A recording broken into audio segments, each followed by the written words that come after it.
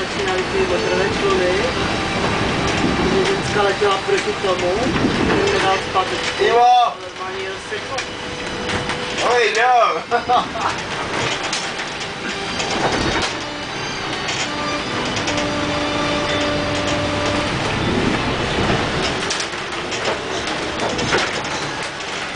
Jsem takový průměrný Čech, který to leží, málo který.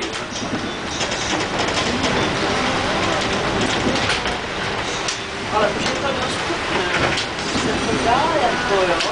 Váro, ale pozor, říkám, my jsme první roky, když jsme tohle to měli na vozí, to byli úplně poslední. A to myslíš, že jsem já?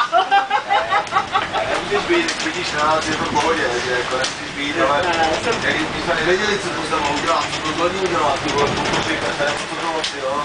Pak jsme se báli, abychom Kdybyste byli nervózní hoši, tak jsem někde zalezla, kapky na očích.